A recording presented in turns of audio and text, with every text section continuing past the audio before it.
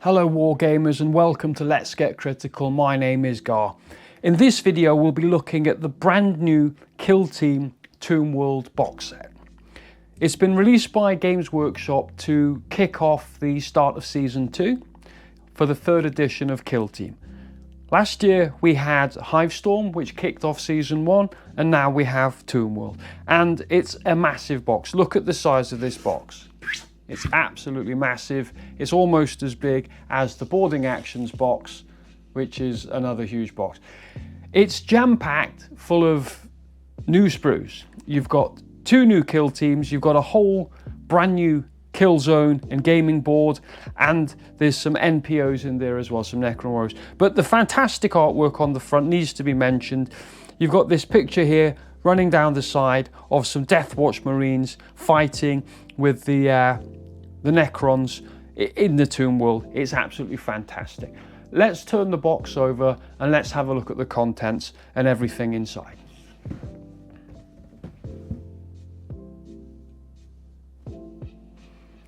The back of the box details everything inside. We've got the Kill Team Tomb World Dossier, the assembly guide, and the combined Kill Team and token sheet. I'll be going through all of those. We've got the Kill Team card packs, the Deathwatch data cards, Canoptek Circle data cards, and the Tomb World event cards. It's fantastic they're in there. They weren't in Hivestorm. It didn't have any data cards in there, but every box since has had them in. I love them, they're great. There are 31 Citadel miniatures in this box. We have 2 full Deathwatch kill teams of 10 operatives, because there are only 5 operatives in each kill team, so you can actually make 2 kill teams for joint ops games and playing with friends. There's a full Canoptek Circle kill team with 8 operatives, and there's Necron Warriors and Canoptek Scarab Swarm, which are 13 NPOs, and they're in there as well. And finally, we've got the Killzone Tomb World, you've got the Tomb World gaming board, and the Tomb World terrain set. For the artwork here, you can see on this side, this is the Killzone Tomb World. I'm not sure if you've been watching the previews and watching all the Warhammer community releases. It's fantastic. It's kind of like the Gallo Dark, Into the Dark. It represents the, you know, the internally closed environment. All the rules are supported. We'll go through those in just a while. And right down here at the bottom, we've got the one-to-one images of the kill teams. We have the Deathwatch operatives, we have Head Taker, Horde Slayer, and Demolisher. We have Canoptek Circle operatives, Reanimator, Geomancer, and one of the Tomb Crawlers. And then we have Scarab Swarm and Necron Warrior for the NPOs. I'm dying to get this box open, so let's get it flipped back over and let's get unboxing.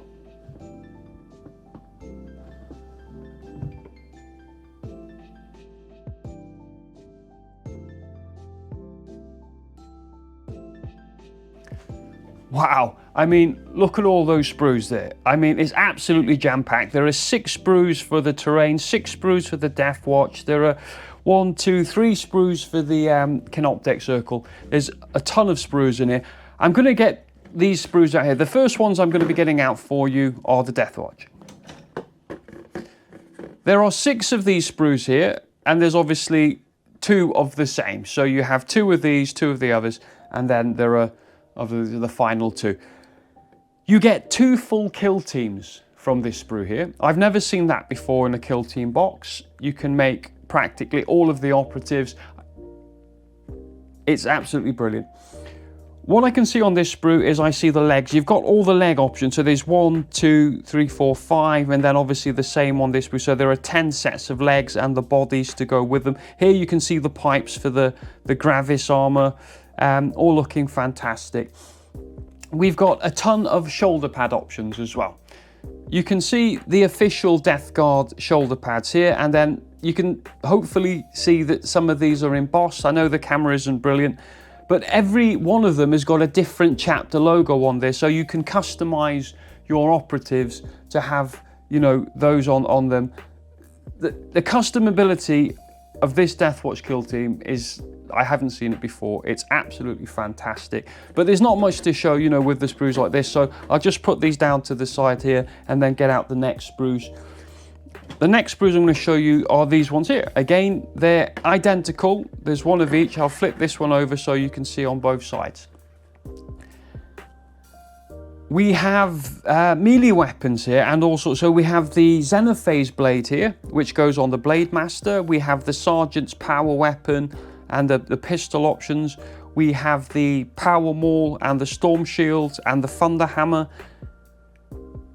So again, there's tons of stuff. There's all sorts of things. These are the grapple chutes to go onto the backpack for the Reaver. What else could I see? Oh yeah, the helmet options. You can see here there are helmets dotted around. There's also a ton of heads down the bottom here. Another great thing about this kill team is you can decide whether everything has a helmet or whether it has a head, or you can mix and match them. I prefer the helmets myself personally because A, they're easier to paint, and B, I just think the models look cooler. So, you know, again, tons of customability. And then finally, we get down to the final Deathcard sprues. Deathwatch sprues, sorry, not Deathguard. What I can see on here are big weapons now. You've got the, this one goes this way. That's it. You've got the Bombard Veterans Frag Cannon. You've got the Horde Slayers, Infernus Bolter. And over here, you've got the Breacher Veterans, Hellstorm Bolt Rifle and Auxiliary Grenade Launcher. So, you know, I'm really looking forward to this. There's all these little pouches as well, you know, with the daggers and the grenade pouches. And helmets, scanners and everything. There is just a ton of customizability, and I'm really looking forward to putting this kill team together. It's absolutely fantastic. Never seen a kill team before like it. I think it's absolutely brilliant. Let's get on and look at the next sprues. The next sprues we get down to are the Canoptek Circle kill team. The first one I'm going to dig out for you is this sprue here. It's for the Canoptek Circle Geomancer. What I can see on here is his Tremor Glaive coming down the side here. This is his weapon system. It's got some unique abilities. I can also see some body parts. He's got like his centipede sort of tail with all his spindly legs off it, and he has his shield. And yeah, he's a cool model on a 50mm base. He's quite tall and spindly, but you know, he's a very, very cool model. I'm looking forward to painting him. I don't know whether, because he's on a standalone sprue, whether he's going to be released as a kind of possible, you know, standalone character model for the 40,000 games, or whether he's just going to feature in this box set for Kill Team. I don't know. But as it stands, you know, he looks like a really cool model. It's a brand new sprue, so it's nice to get one of those. And then we get down to the other sprue. This is all it is these two sprues. These are the only sprues for the Canoptek Circle kill team. On this side here, we have the body parts for the Canoptek Tomb Crawlers. You can see there are body parts here, and you've got the leg options. There are some armor plates to go on there. And over here are all the weapon systems that go on to the kill team. The Tomb Crawlers, again, are looking fantastic. Whether they're going to be used separately in Kill Team and 40k, I'm not sure. But, you know, it kind of comes together like this as it is. And I suppose when the Kill Team box is released, this is how it will be manufactured as well. But on this sprue over here, on the right-hand side, we've got the Macrosite body parts. There, 1, 2, 3, 4 Macrosites and all the different kind of other options. We've got some armor plating and their spiky kind of metallic serpent tails and some more weapons to go on them as well. So how this is going to work in Warhammer 40,000, whether it's going to be a Geomancer, 2 Crew Maulers and 5 of these Macrosites kind of as separate units in 40k, or whether it's one combined unit, I don't know. But using it as a kill team is looking absolutely fantastic. Its Oblex Node Matrix rule is looking really good fun to play, but for now, until they're assembled and until they're painted, we'll just leave it there and move on to the next sprues. Now we're getting down a bit, and the next sprue I'm going to dig out for you is this one here. This is the sprue for the Necron Warriors and the Canoptek Scarab Swarm. It's the Necron NPOs that are playable with Kill Team and this Tomb World Killzone. All I can see on here straight away are weapons. I mean, there are some body parts here. You've got the bodies of a Necron here. And these are the Scarab Swarms here, but look at the amount of guns. There are 2 gun options for each Necron. There are 10 Necrons, so there are obviously 20 guns on this sprue. Absolutely brilliant. You've got the Gauss Flayer, which I believe are these longer ones here, and then you've got the Gauss Reaper, which are the shorter ones. I personally love these NPOs. I think they're a fantastic addition to Kill Team, and I've been using them for ages, since the start, and I've played my Tyranids to death, and I'll be playing these to death as well.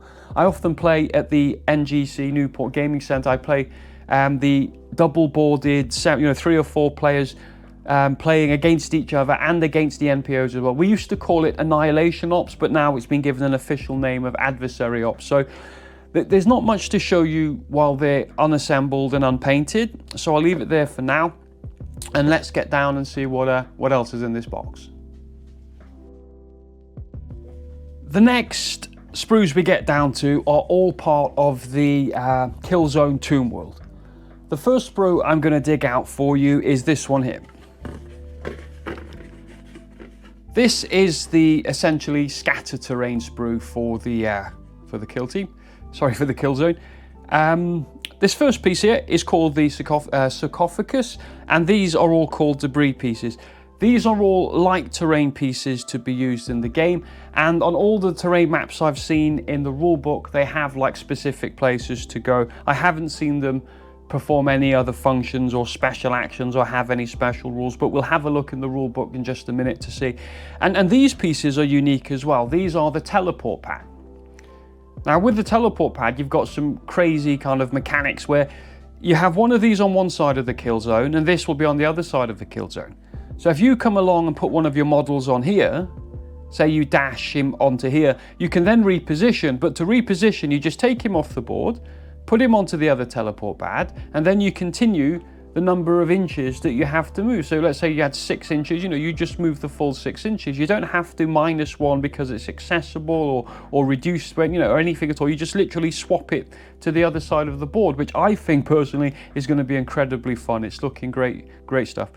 And while I've just quickly, if you've already got a model on this one here, and you dash onto this one, when you reposition to this one, this model here transports to that one. So if you plan ahead, you can actually kind of swap your models around. So I think it's going to be really cool. So this is it. There's not as much scatter terrain as you got, with the Hive Storm, with the Typhon and the Tyranid Infestation. But, you've got these 5 pieces and these teleport pad. There's enough there to make it cool. This is good. The next sprues are, again, identical. So I'll quickly get this one out. This is one of the terrain sprues for the Killzone as well. And as you can see, this one is exactly the same. So I'll just go through them one at a time. There's no point having them both on here. So here you've got the hatchways. This one here is the long wall with pillars. You've got the fantastic kind of Necrons kind of in some kind of stasis on there, some kind of repair or some kind of hibernation. And then obviously on the other side, you don't have any of that. But, it's a cool piece. It's going to be great fun to paint.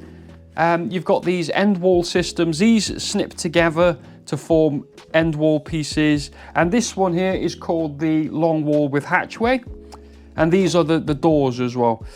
To go inside here. They don't open and close like they had in the boarding actions. You just literally glue them shut and then it's done.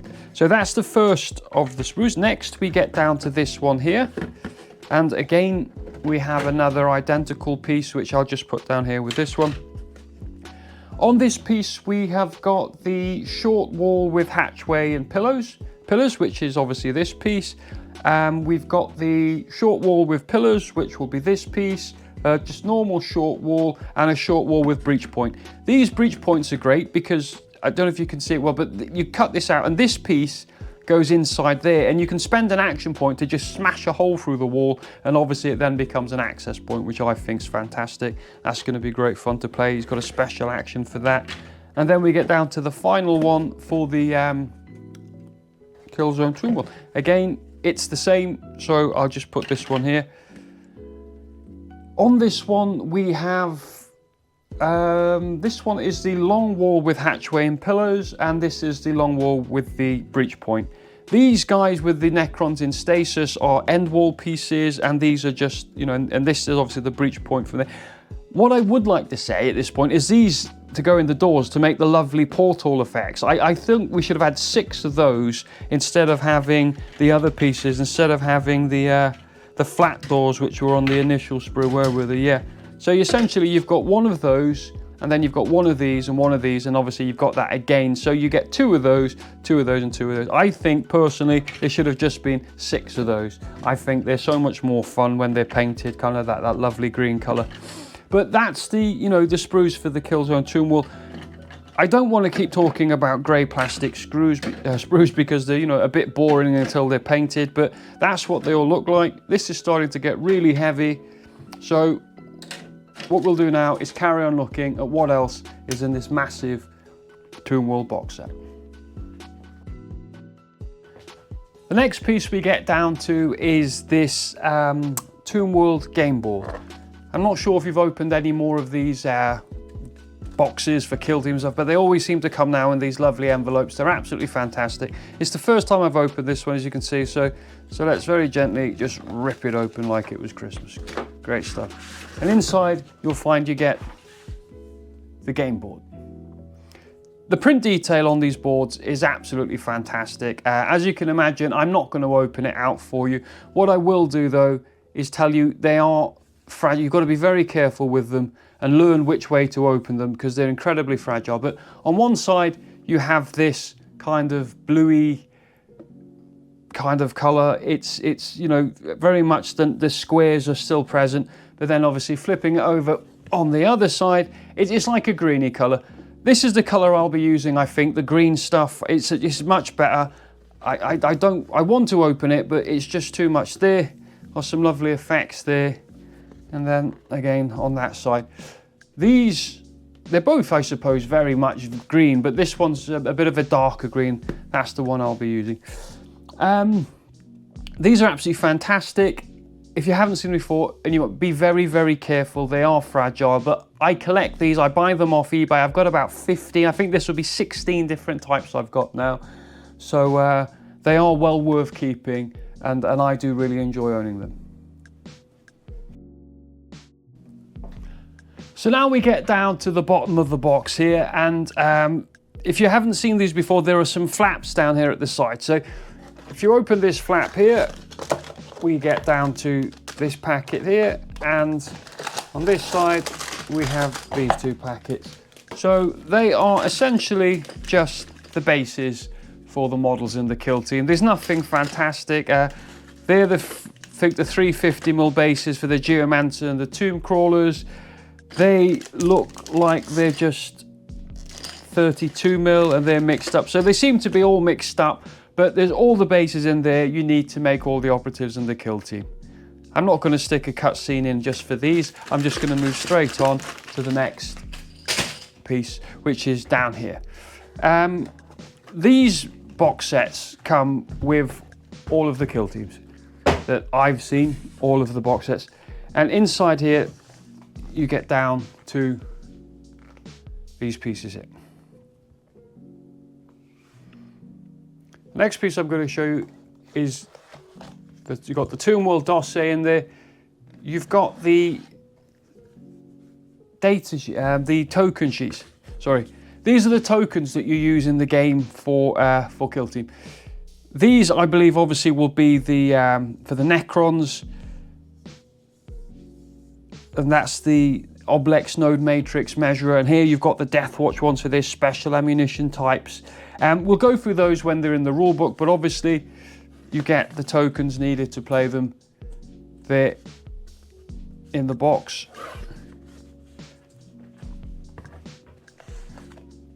Down here as well you get the Tomb World instruction guide. In here you've got everything you need to put the models together. You've got the different interchangeable pieces. It shows you 2 different options here. Look, I don't know if you can see very well because of the camera, but you've got the Watch Sergeant or the Blade Master Veteran. They both go on the same body.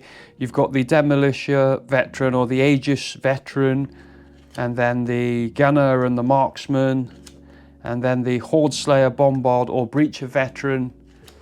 and then Head Taker and Disrupt the Veteran. So that's how you put those together. It shows you how to build the tomb crawlers, and then down to the macrosites, and obviously the Geomancer as well. There's the Canoptek Circle, and then as well in here you've got the Killzone, how to put the Killzone together. And once you've done the Killzone, you then go on to the Necron Warriors. It's all in one handy booklet, which is fantastic. That's in this. And then we've got the data cards. I'll quickly show you one of these before I move on and go through the dossier. Here, if you haven't seen these data cards before, I'll give you a quick look. So you have a data card for you. This is with the Watch Sergeant, Blade Master, Horde Slayer, Bombard, Breacher, Demolisher, Aegis, Gunner and Marksman and Head Taker, Disruptor. So each of the operatives in the kill team will have a data card. There's a roster for how to put the kill team together. And then obviously you have things like the faction rules, faction equipment, strategy ploys, firefight ploys, and all of the universal equipment. So they're in the box set. I love these data cards. Like I said, they weren't in Hivestorm and it was a bit annoying, but all the box sets since, all the kill team stuff hadn't since then, I think they're a brilliant addition. They're a must do. That's the same for the Canoptek Circle, and these ones are the ones for the Tomb World event cards, the NPOs. You have one for the Canoptek Microsite if you want to use it as an NPO, the Tomb Crawler and the Necron Warriors there. And this one is the Canoptek Scarab Swarm. So those are the NPOs. You don't have one for the Geomancer to use. And the Tomb World event cards. Let's quickly just read a couple of these out. So I'll get this up here.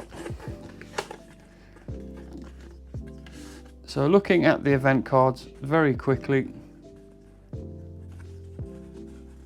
we have Awakened Warrior. You set up a ready Necron Warrior NPO with a conceal order with a terrain feature within its control range that has a Necron Warrior modelled onto it, wall end or the relevant side of A2. If you can't, NPO limit is reached, draw a different event card.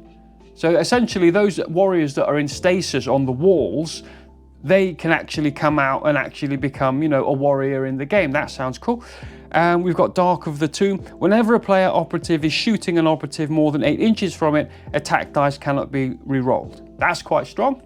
So, you know, if that's drawn, that's pretty bad. If you've obviously paid to have balance, you know, because some of the weapons have got balance and things, you can spend strategy points and use buffs to give them balance, then that would definitely cancel that out. And this one here is one random open breach point, D3 open hatchways close, taking precedence over the normal breach point rules. If none can be closed, draw a different card. So if you've put a lot of work in opening doors, you know, to create line of sight and pathways for your operatives to go through in some kind of strategy, then this Maze Reforms card, it just resets everything. So these Tomb World event cards, there are 1, 2, 3, 4, 5, 6, 7, 8, 9, 10, 11, 12. They go with the NPOs to create, you know, more of a random game. So they're all in this book as well. That's why I just want to quickly whiz through them. Oh, I've got to put these ones in as well. 2 seconds.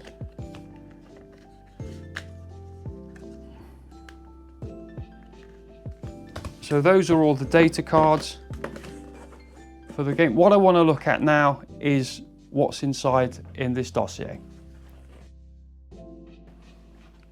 And the last piece here, the piece I've saved to last, is the Tomb World dossier. I love reading these. I like to read them several times. They're full of some fantastic stories and they're full of fantastic artwork as well. Let's get this one open and get going. So this is the Tomb World dossier, produced by the Warhammer Design Studios. The first section is a content section. You have the different sections. There's Somneft, where it tells you about the planet and the scenario for the box set. there's some Deathwatch lore, some Canoptek Circle lore, and then it goes into the kill team rules, and then the mission packs and the kill zone. On the other page, on this side, you've got all the kind of go-to Deathwatch quickly. So you've got the page numbers for the selection, faction rules, ploys, data cards, faction equipment, designers commentary. So you know exactly where you go for the core information. We get to section 1, which is called Somneft. It's a fringe world of the Imperious Sortek dynasty and an ancient outpost of the alien Necrons. Fantastic. There's a short story in here and it's called A Silence Disturbed. There's the first 2 pages. It then interrupts the story to give you some background on a Deathwatch team called Kill Team Vascovian that feature in the story, and Ametra's Crypto Retinue, which also feature in the story, and then it carries on with a couple more pages from the A Silence Disturbed short story. It then goes into the Deathwatch and doesn't tell you about Vascovian's Deathwatch kill team, but about the whole Deathwatch. It goes through their special, kind of lore, like their special issue ammunition is part of the Deathwatch, and the Auspicators, the Sanctified Xenotech, and the Specialized Adaptability. And then it goes through all of the Deathwatch operatives. You've got the Sergeant, the Blade Master, the Horde Slayer, the Aegis, the Gunner, the Bombard, the Breacher, Disruptor, Marksman, Head Taker, and Demolisher. And it gives you some fantastic artwork pictures as well. It then carries on with the story. And next, we do the same for Canoptek Circle. It tells you about cryptex and explains what they are and how they're there to protect the tomb worlds while the Necrons are asleep and in their eternal slumber. It goes on with a couple of short little snippets of text about one of their cryptex, and then it goes through the Canoptek Circle operatives. You've got the Geomancer, the Canoptek Tombcrawler, the Canoptek Macrosite, the Canoptek Macrosite Accelerator, and the Canoptek Macrosite Reanimator. There's some little paragraphs, and again, there's more fantastic Games Workshop photography. And then we go into section 3, which is the kill team rules. More photography. I love the pictures from Games Workshop. They're absolutely brilliant. The first we get to is the Deathwatch kill team. There is an overview of all the operatives showing their weapon systems, and then you have the roster. It says, you can pick 5 operatives from the following list. Normally, you can pick an operative with different weapons, but no, for this kill team, you just pick a different operative with a different weapon. Great stuff. And then there's no need to magnetize the arms and legs. You just build a whole new, operative. It's the first time I've seen a kill team. So it's 10 operatives, pick 5. It's really cool. And then obviously the other 5 can form another kill team. It's good value for money. I've got a feeling this box, the kill team is probably going to be a bit more than £47, like £60, but it's going to be dear, maybe. The archetypes for Deathwatch kill team are Seek and Destroy and Security if you're playing with attack ops. And then it goes into the rules. I'm not going to go into detail with these rules because I'll be doing a rules review guide, a review guide for the Deathwatch. But they've got 2 faction rules called Veteran Astartes, and there's the special issue ammunition. They've got 4 strategy ploys and 4 firefight ploys. The strategy ploys are Mission Tactics, the Long Vigil, the Shield That Slays, and They Shall Know No Fear. And the firefight ploys are Suffer Not the Alien, Auspicator Tracking, Advanced Auspex Scan, and Transhuman Physiology. I'll go through those in the review guide, but now we get to the data sheets. These is exactly the same information as I've shown you on the data cards that came out of the folder that was in the box set, but obviously they're just slightly larger, easier to read, and in the book. You've got one for the Sergeant, the Blade Master, Aegis and Bombard, the Breacher, Disruptor, Demolisher, and the Deathwatch Gunner. And finally, the Head Taker, the Horde Slayer, the Marksman. And there's a token guide. The tokens that I pulled out the folder as well, this is where, it shows you what to do. For instance, this Melter Bomb token goes with the Bombard Veteran. No, the Blade, where is he? There he is, the Breacher. He's got the Melter Bomb. So if you decide to take the Breacher Veteran, you'd obviously take the Melter Bomb token, put it next to him, and then it's there to remind you can use it. You've got the faction equipment, which is Ammunition Reserve, Digital Weapons, Sanctus V, Bioscryer Cuffs, and Scrutivore Servo Thrall. I always say it, but I love the way Games Workshop and Warhammer play with these words. It's great. And finally, for the Deathwatch, you've got the designer's commentary, where they kind of explain what made them come up with the team and the rules and the operatives and stuff. And that's everything, you know, for all the rules for Kill Team Deathwatch. It then immediately goes into the Canoptek Circle Kill Team. And you've got the same thing. You've got images of the warriors and obviously pointing out the weapon so you can help identify them if you didn't know which weapon was which. You've got a roster for the operatives, the archetypes to use if you're playing with the TAC ops, approved ops. And then the faction rule, which is Oblex Node Matrix. Again, I'll go through the faction rules, the strategy ploys, firefight ploys and equipment when I do the review guide for the rules, the overview for Canoptek Circle. But the strategy ploys are hypershielding, transdynamic amplification, cryptogravitic repulsion, and soul drain. And the firefight ploys are animate Oblex nodes, shield flare, nodal response, and sacrificial thrall. And then into the data cards. The same data cards that were in the folders, just in a bigger format, and the token guide. So I was right about that. That is the Oblex Node Matrix template mark, and that was the Oblex Node marker. They obviously look quite similar, so I couldn't decide which was which. And there's another fantastic picture down at the bottom there, showing off the fantastic artwork from Games Workshop. You get to the faction equipment for the Canoptek Circle. We have Matrix Manipulator, Awakened Oblex Nodes, Nano Scarab Caskets and Phase Shifter, and finally the designer's commentary, where they tell you about, you know, what made them come up with such a weird and wonderful way for playing Necrons in Kill Team. The fourth section is next, and it's missions. And this section contains new joint ops and adversary ops mission packs for head-to-head, cooperative and solo games of Warhammer 40,000 Kill Team. It goes through Killzone Tomb World first.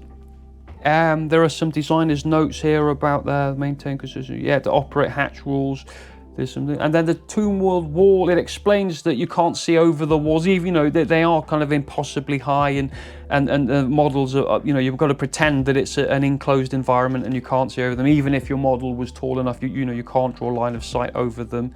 It's got some moving and line of sight diagrams to help you understand. And then it goes through some of the things. The hatchway. Hatchways have got two statuses, closed and open. This is why I don't like them being, you know, fixed. There's no like opening like in boarding actions, no hinges or anything. Or, you know, and I'm sure I saw in the guide that you're meant to glue them as well, or maybe it says not to glue them. But you've got an operate hatch action for one action point, and this will either open it if it was closed or close it if it was open, and then it remains in that status until somebody comes along and operates it again. You have a breach point, like I said. There's the breach wall with the access point, and there's it without the access point. And it's a breach, it's two action points. I think I might have said that it was one action point. No, sorry, it's two action points to operate the breach. And the teleporter bad. I briefly tried to explain those with my fingers when, you know, but that's the same. If the operative's on it, woof, just go straight to the other one and continue your charge, fallback or reposition action. You obviously can't dash through, it has to be either a charge, fallback or reposition. And there's the sarcophagus and debris light terrain pieces painted up, much better than I can paint. Mine won't be that good, but that's what they look like. And then it goes into the close quarters tomb world. It explains the different room setup and how every one of these is a room. It goes on about condensed environment. It's the same rule you had in Into the Dark and Gallo Dark. It's essentially anything with blast torrent and X, DevX, you know, dev inches, like 1 inch devastating or 2 inch devastating. All those weapons gain the weapon rule of lethal 5-ups. And there are two actions you can take as well. You've got the guard action for one action point and the hatchway fight action for one action point. So it's more, you know, it's more or less identical to Gallo Dark in those respects. And then we get down to the mission packs. You've got the Joint Ops Tomb World mission pack. This is a player versus environment mission pack. This is where you know, and friends take on the NPOs. There's a threat level. I'm going to go through all of these mission packs when I do the Killzone review guide. I'm not going to go into all this in detail now. That will be coming in a review video in the weeks ahead. It goes through their behaviors, difficulty, their threat principles. If you've played lots of Kill Team, you'll know all about these different NPO behaviors. If you haven't, you'll have to wait for the review guide. I haven't got time to go through it all now. And then you've got the NPO data cards, which was the same information on these data cards here as was in the cards that we got out of the pack earlier. Like I've shown you with the data cards, and there's a tomb called the Macrosite. You've got the game sequence of how to set up the battle, select operatives, set up operatives, play the battle, end the battle, and then the different missions. Mission 1 is Shifting Labyrinth. Mission 2 is Demolition Protocol. Mission 3 is Recover Transponder. Mission 4, Destroy Sarcophagus. 5 is Scout Subcrypt, and 6 is Regroup.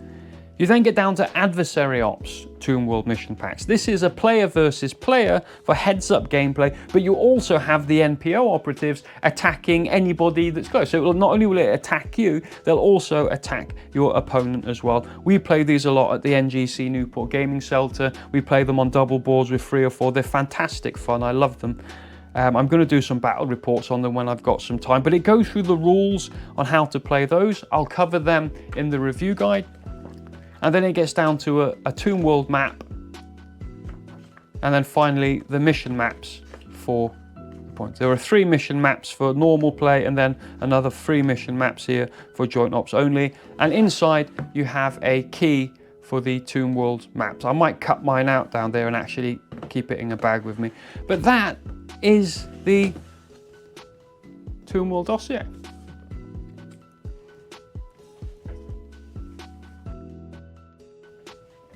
Well, here we are at the end of the video, guys, and I've just laid everything out on the table like this to try and give you what's going off next. So next, I'll be doing a painting guide and a rules review guide, and then a strategy guide for Kill Team Deathwatch. I will then also be doing a painting guide, a rules review guide, and a strategy guide for the Kill Team Canoptek Circle. I will then be doing a Killzone painting guide on how to paint the Killzone Tomb World, and a review guide of all the rules involved and how to use the NPOs and the Joint Ops mission packs. And then finally,